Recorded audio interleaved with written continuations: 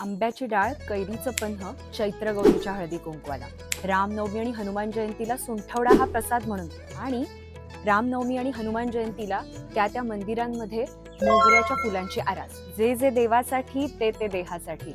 Welcome to सण आणि आयुर्वेद. पुन्हा एकदा तुम्हाला माहिती आहे का, कोरोनाचा पिरियड आठवतोय का तुम्हाला सगळ्यांना? कोरोनाच्या पिरियडमध्ये सोशल डिस्टन्सिंग आपण केलं होतं आणि त्याच पद्धतीने व्हॅक्सिन्सचा वापर केला होता. ह्याला म्हटलं जातं मास इनॉक्युलेशन. रामनवमी आणि हनुमान जयंतीला जो सुंठवडा रामनवमीचे 9 दिवस आणि हनुमान जयंतीच्या दिवशी दिला जातो ना, हे nothing but a mass inoculation आहे. सुंठवडा याच्यामध्ये 3 महत्त्वाचे इन्ग्रेडियंट असतात: सुंठ, धने आणि खडीसाखर. सुंठ जी कफाचं विलयन करते आणि त्वचा रोगांसाठी उत्तम औषध समजलं जातं. धने जे मूत्रमार्गातले विकार कमी करतात, कारण शीत गुणात्मक आणि त्याच पद्धतीने अतिशय उत्तम पाचक असलेलं, थंड असलेलं म्हणजे धने. आणि हे सगळं कॉम्बिनेशन गिळायला सोपं जावं आणि रुचकर असावं ह्याच्यासाठी वापरली जाते खडीसाखर. हा जो सुंठवडा आहे ना, तो त्वचेचे विकार आणि कफाचे विकार हे ह्या काळात होतात ते कमी करण्यासाठी अतिशय मदत करतात.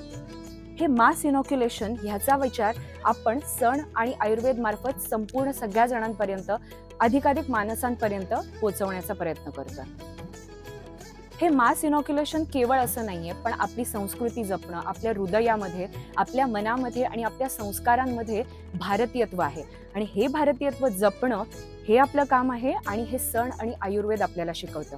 आयुर्वेद हा प्रत्येक घरोघरी आहे, प्रत्येक सणात आहे, प्रत्येकाच्या घरात आहे. तो फक्त आपल्याला आधीच्या पिढीकडनं शिकून पुढच्या पिढीपर्यंत पोहोचवायचा आहे. आणि म्हणूनच ह्या सिरीजचं नाव आहे सण आणि आयुर्वेद.